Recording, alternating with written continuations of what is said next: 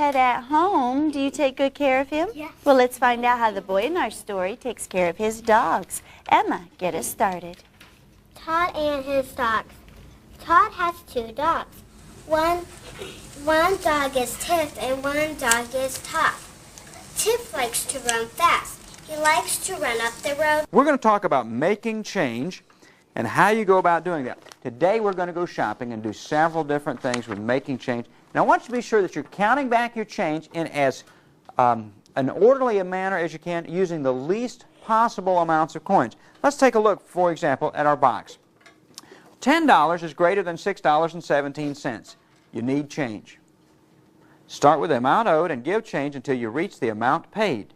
Start with the least unit of money and move towards the greatest. So you always count back from your smallest to the greatest. Here's how they did it. $6.17, 3 pennies gave them $6.20.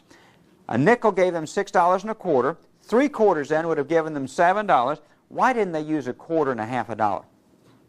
Any hands? Why didn't they use a quarter and a half dollar? Christina?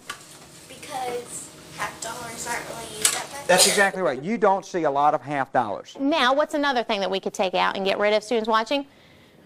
Corey's again.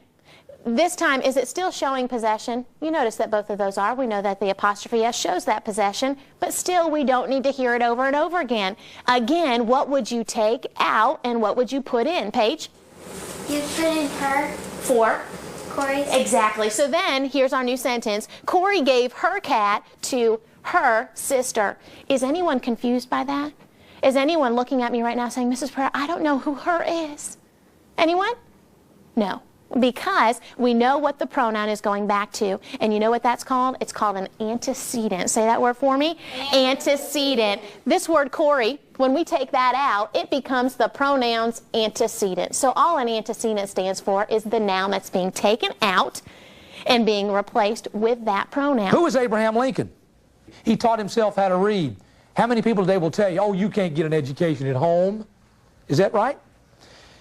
Check out how many of your first 16 presidents were educated at home, either by tutors or by themselves. Abraham Lincoln didn't even have a tutor.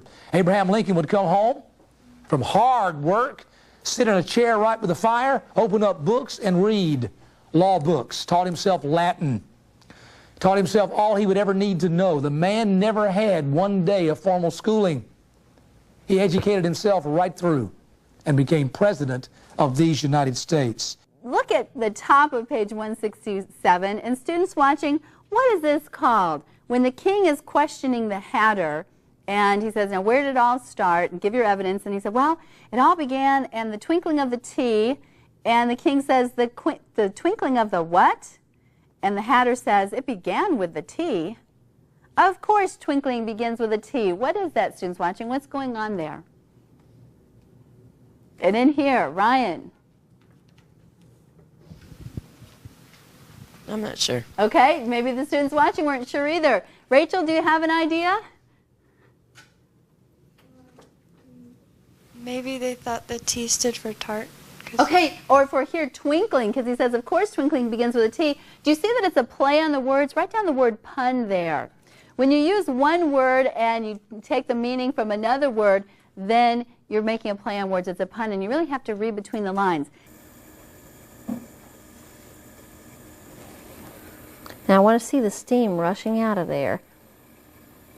And I think we're at a good point. Here we go. 1, 2, 3, and in. How about that? Now, why did the can violently implode? Jessica? Since it had no air pressure inside. Yeah, there was no air pressure inside. So, boy, I tell you what would you say about air pressure? It's powerful. 14.7 pounds per square inch pushing in on this can. What form would this be, Pavel? 180 degrees plus 30? The same function. Yes, that would be to convert it to the same function. What does the word, or the abbreviation in front of co-function, CO, what does that stand for, Pavel? Do you remember? I forgot. Lost the word there. Rebecca, help him out. Students watching, before she says it, what is co an abbreviation for? Do you remember? Rebecca, what is it? Complementary. Complementary. And of course, we know that complementary angles are angles that add up to 90 degrees. But we also said we need to begin to associate in our minds, in the coordinate axis system, in all quadrants, 90 degrees and 270 need to be associated in our minds with cofunction.